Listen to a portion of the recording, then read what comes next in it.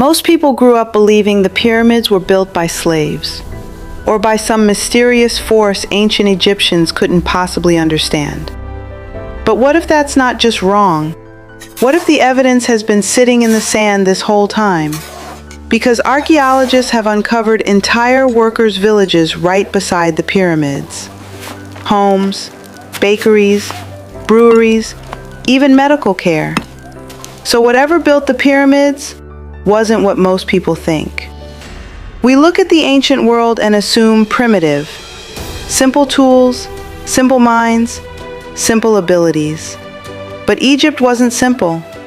They had mathematics, astronomy, logistics, and national organization on a scale the world had never seen.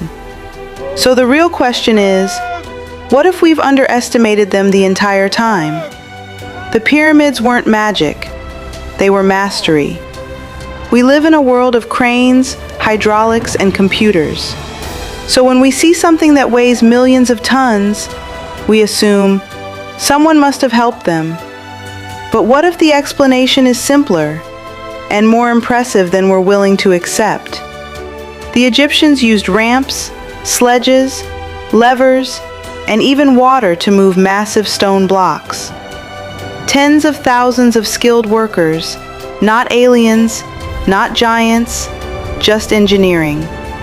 The pyramids feel impossible because of their scale. But scale doesn't mean impossibility. It means planning. It means coordination. It means people working together for decades. And this is where the story starts to break. So where did the slave story come from? Writers like Herodotus, living thousands of years later, recording stories, not witnessing events. But that's only part of it.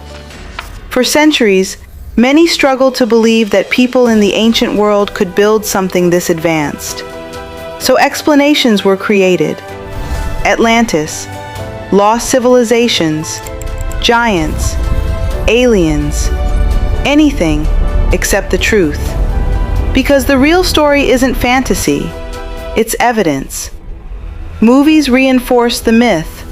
Slaves dragging stones, mystical powers, extraterrestrial architects. People remembered the story, not the evidence. And here's what the evidence actually shows. Workers' villages, organized housing, food production on a massive scale. They were fed bread, beer, and meat, including beef, a luxury. You don't feed slaves like that. You sustain a workforce like that. And it goes even deeper than that. Records show worker crews with names, like Friends of Khufu, teams, identity, pride.